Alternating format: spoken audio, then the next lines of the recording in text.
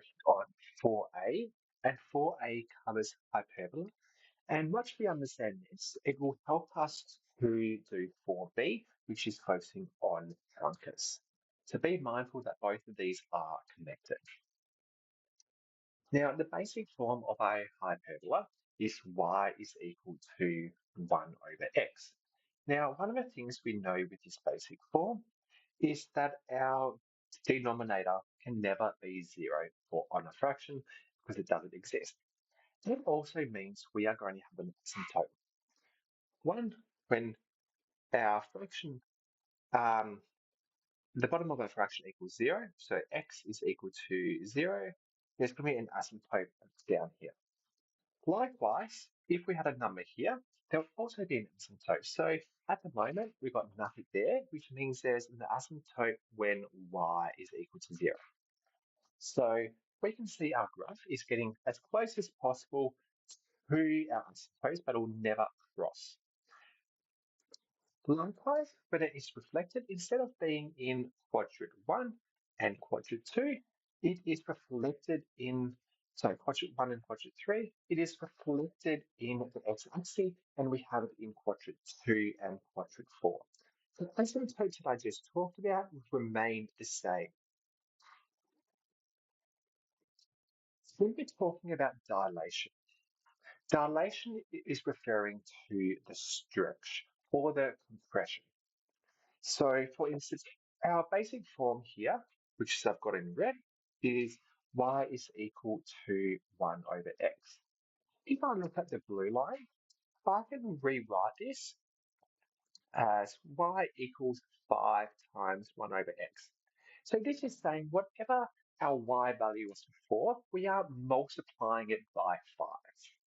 So which is why we can see it is getting further away from the x-axis.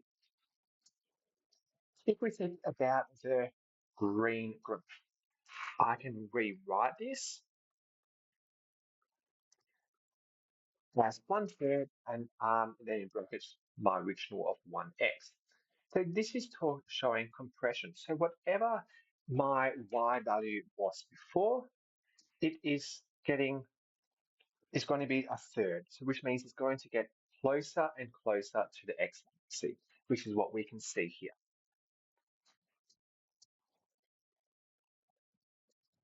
We need to be thinking about two things when we're graphing on top of the asymptotes.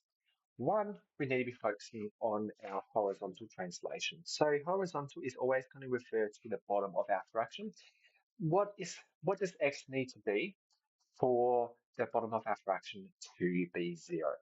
X in this case will be -2, so which means I've got an asymptote and x is equal to -2 because my graph can't equal 0. Likewise, if I had something here, which that would be my vertical translation, which in this case I don't, so it stays at 0. So y equals 0. With the vertical translation, it's that number on the outside. So we can see here on the graph that my graph has been pushed up to 3. So that's where my asymptote is sitting. Nothing on the bottom apart from just x, which means my asymptote hasn't moved horizontally, so it's still on, still on 0.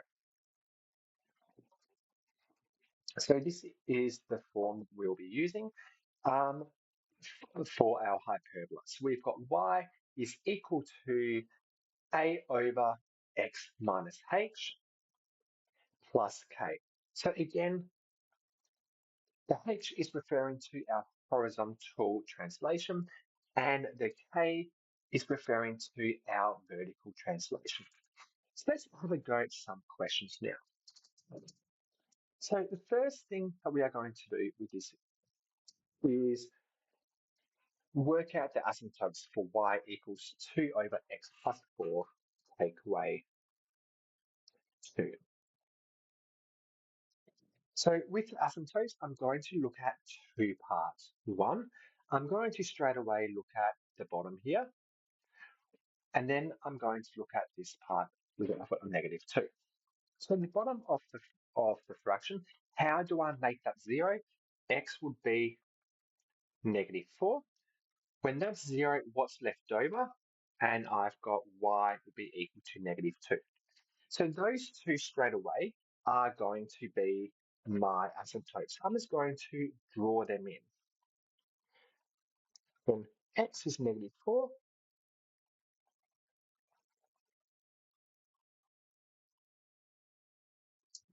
and y is -2. Now, for each part of our graph, we are going to need a key point.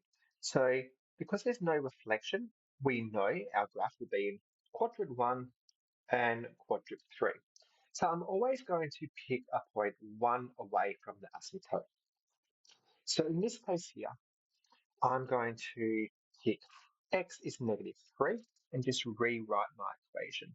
Y is equal to 2 over -3 plus 4 minus 2.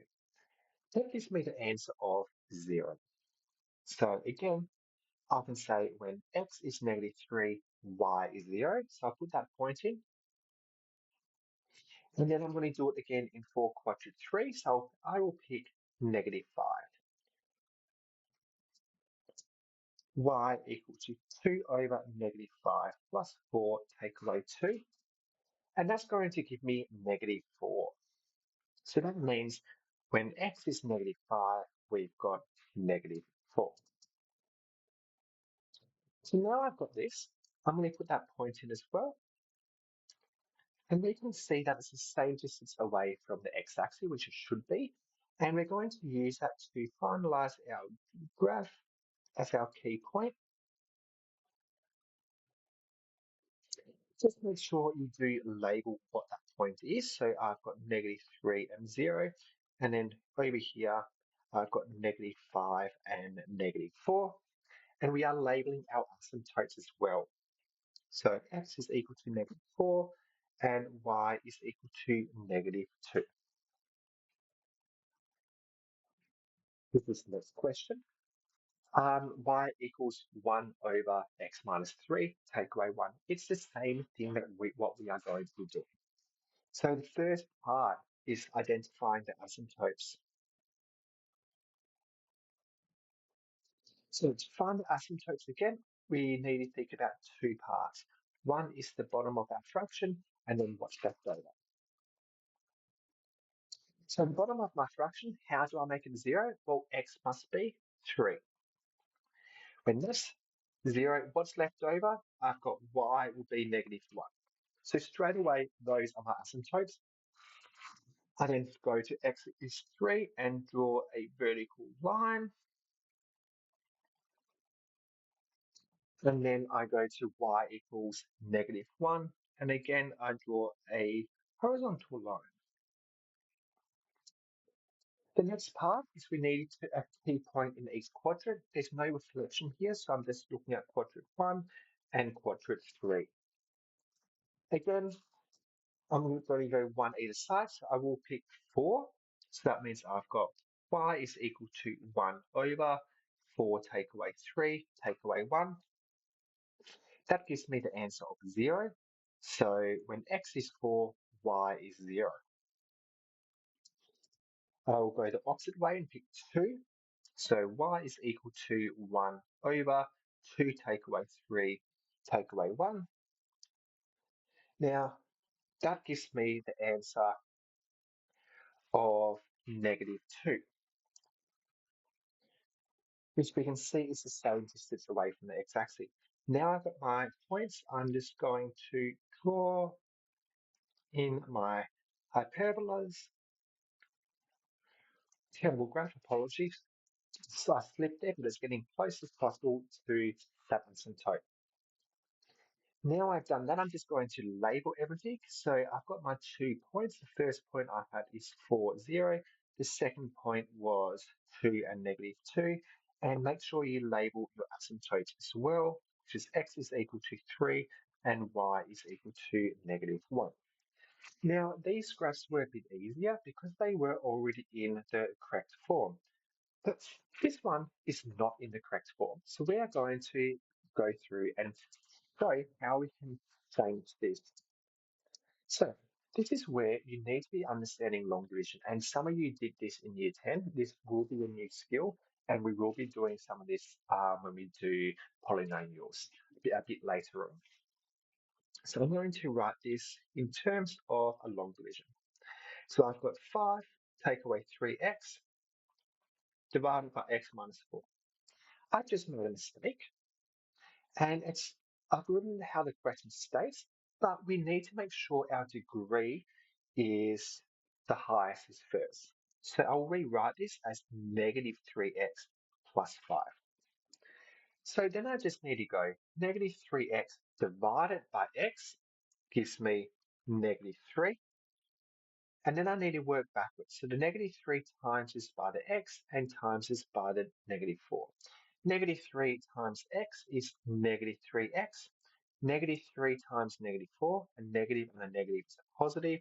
3 times 4 is 12. So that is what I've shared. So I'm going to take away what I've shared. I like to have to put all my takeaway signs on everything. It makes my life easier with reducing the mistakes I make. So now, a negative and a negative is positive, so negative 3x plus 3x becomes 0. So that's cancelled. I've just got 5 take away 12 equals negative 7 left. So now I've got negative 7, and that still needs to be divided by x minus 4, but it can't. So this is already starting to look very similar to what I've got up here.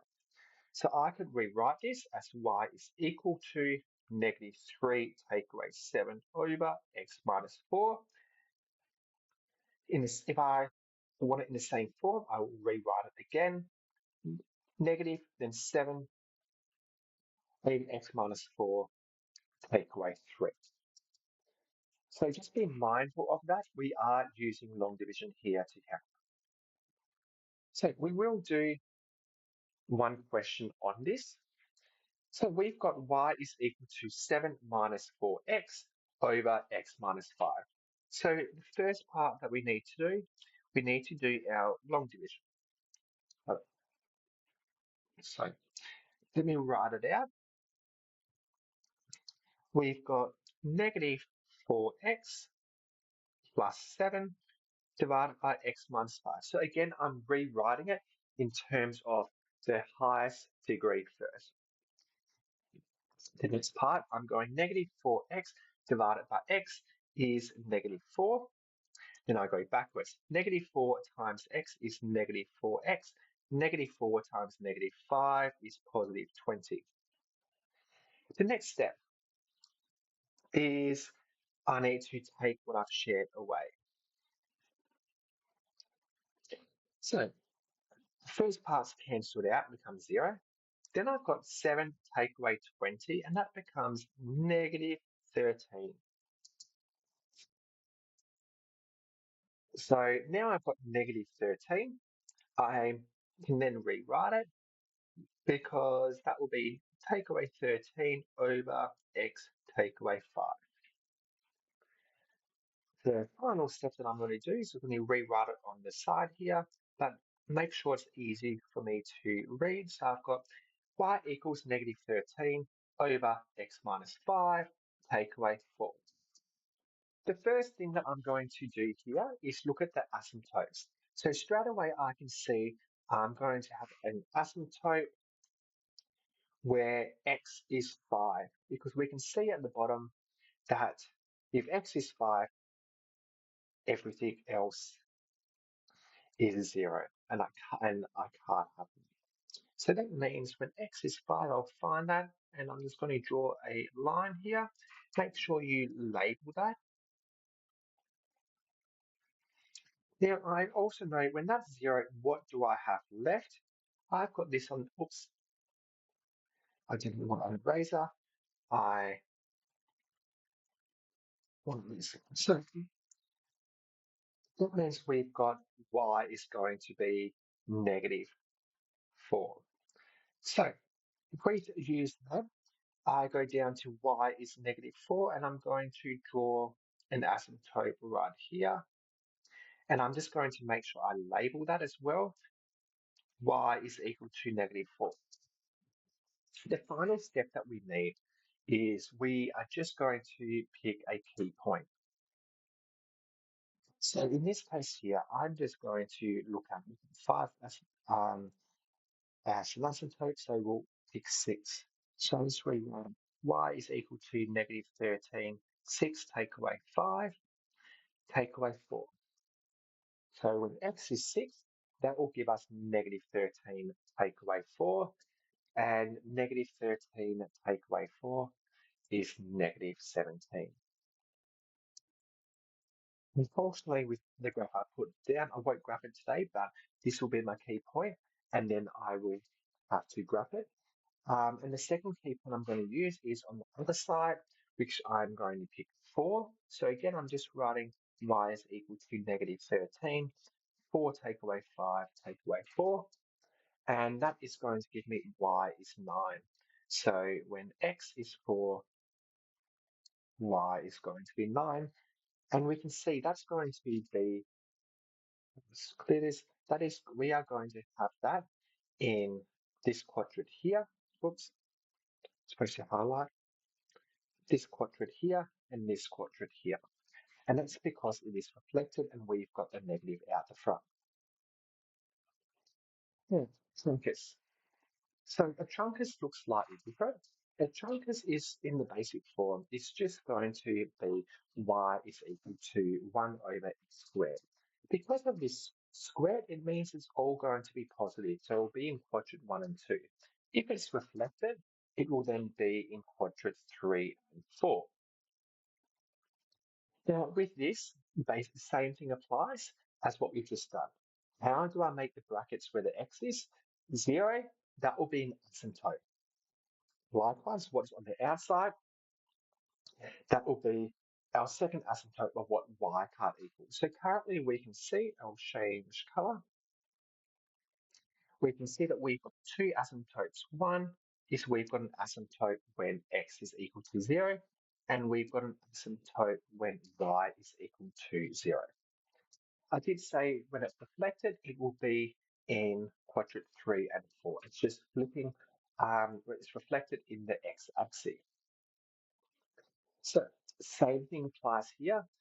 If I've got x plus 2 on the bottom, how do I make that x 0? So that the bottom 0, x must be -2. So that's why I've got an asymptote at x is equal to 2. And there's nothing out here, which means it's just plus 0. So y is going to have an asymptote again at y equals 0.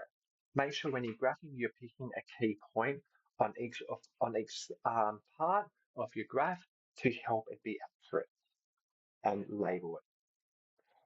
Again, with this question here, I've got plus 3 on the outside, so that means my asymptote has shifted up by 3. So when y is 3, I've got an asymptote, but on the bottom, there's no horizontal shift, so my asymptote stays at x is equal to 0.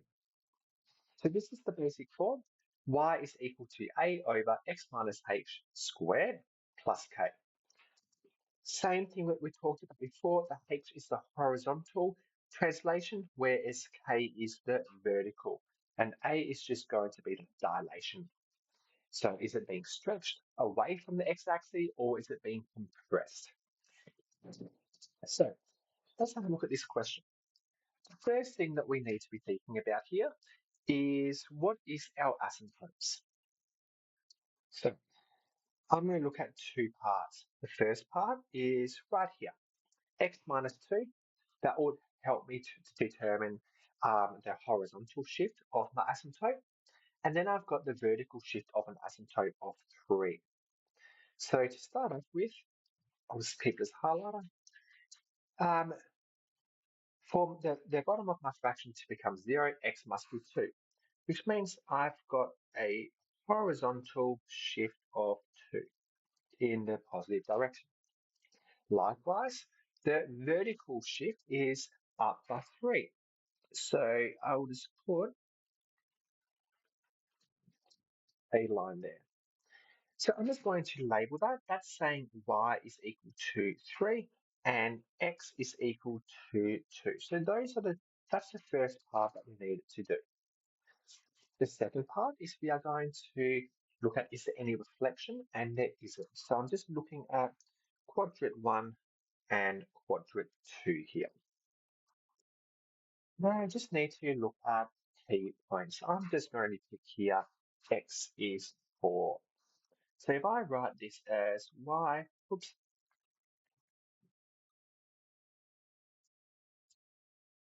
okay, so I just skipped over being silly there. So I've got y is equal to 4 over, I'll make x 4 squared plus 3. So 4 take away 2 is 2, 2 squares 4. So I've got 4 over 4, which is 1, 1 plus 3 is 4. So when x is 4, y is 4. So I can put a dot right here. And that gives you your first point, which is 4 and 4. The next point that I'm going to pick will be the same distance away, so which I will pick x is 0. So y is equal to 4 over 0 take away 2 squared plus 3. Oops, so I wrote it down wrong. I'll erase that and do it properly. Y is equal to 4 over 0 take away 2 squared plus 3. So negative 2 squared is 4. So 4 over 4 is 1. 1 plus 3 is 4. So again, when x is 0, y is 4. So straight away I can put it here and I can draw my graph. Make sure that we are labeling as well 0 and 4. This will be the last question where we've got y is equal to negative 2 over 3x plus 9 squared take away 1. So there's two parts we need to focus on. One is we need to look at the vertical shift of the asymptote, and we need to also look at the horizontal shift. So let's highlight this. The vertical shift we know is going to be negative 1. We've only had a horizontal shift, and the horizontal shift looks a bit harder to find, but it's still the same. We just wanted to find how do we make that 0, and that what it can't be.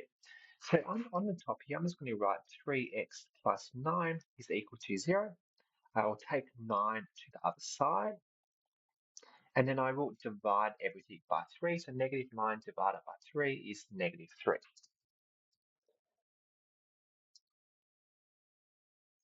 So let's put that asymptote on diagram. So when x is negative 3,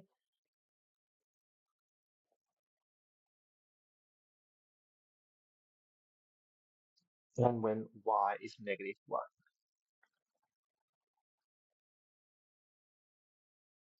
I'll just label that properly by putting the equation for both.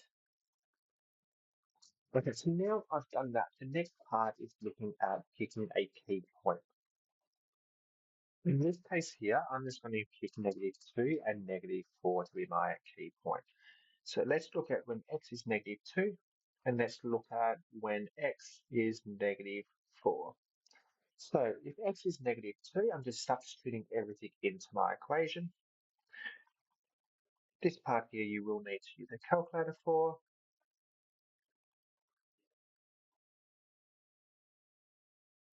So if I put that into my calculator, it should be negative 1.2 reoccurring. If I look at when x is negative 4, again, I'm putting that into my equation. So negative 2 over 3 times negative 4 plus 9 squared take away 1. That is also going to give me negative 1.2 reoccurring. So those are my two key points that I'm going to use, and I'm just going to put on to my graph now. So it will be negative 1.2 will be roughly here. And I'll label that when x is negative 2, y is negative 1.2 reoccurring. And when x is negative 4, it's the same. What you're noticing is my graph is going to be in quadrants, slightly off. It's going to be in quadrants 3 and 4. And that's because we've got a negative with the 2 at the top, which means it is instantly reflected in the x.